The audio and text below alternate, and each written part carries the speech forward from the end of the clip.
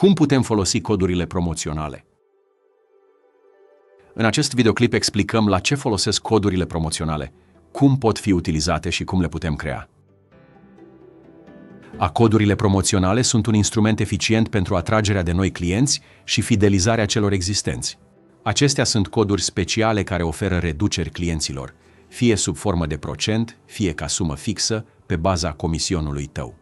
Codurile promoționale nu doar că îi ajută pe clienți să economisească bani, dar le oferă și o experiență personalizată, făcându-i să se simtă speciali, deoarece beneficiază de un avantaj care nu este disponibil pentru toată lumea.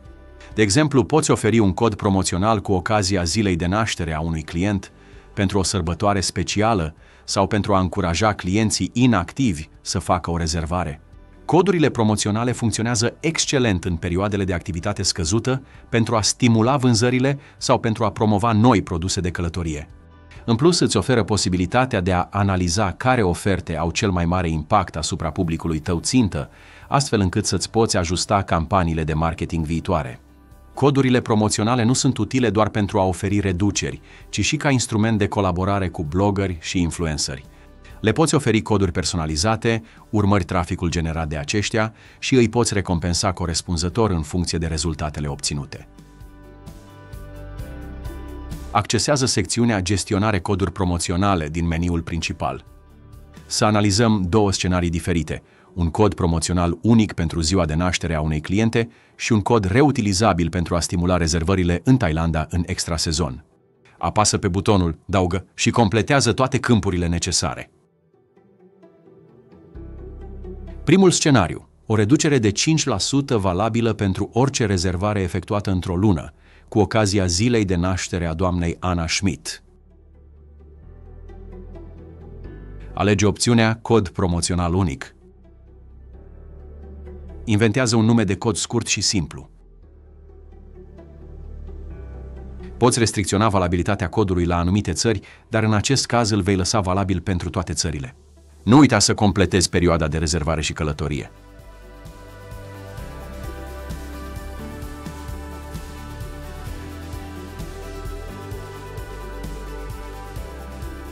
Apasă pe Salvează.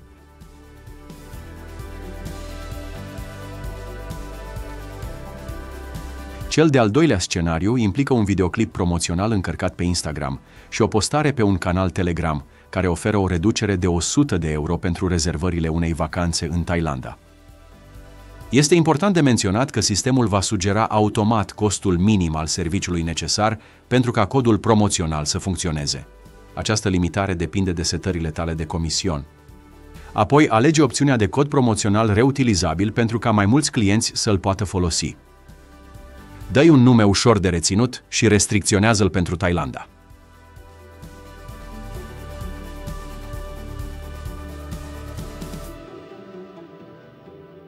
Perioada de rezervare este de o lună, iar datele de călătorie sunt între 1 septembrie și 28 februarie.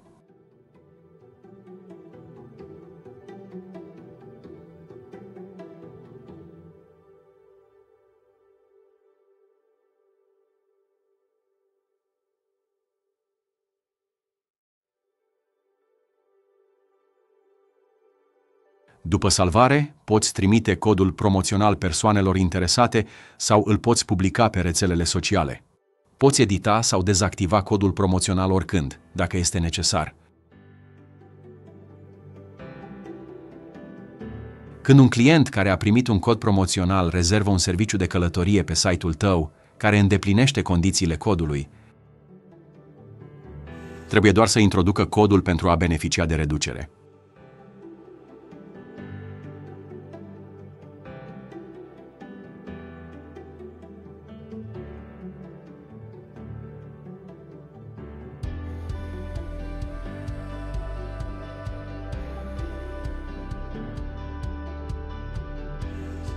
Aceeași procedură se aplică și atunci când un client face click pe un link creat de tine pentru plata unei rezervări. Pentru a activa prețul redus, clientul trebuie să introducă codul promoțional în câmpul corespunzător.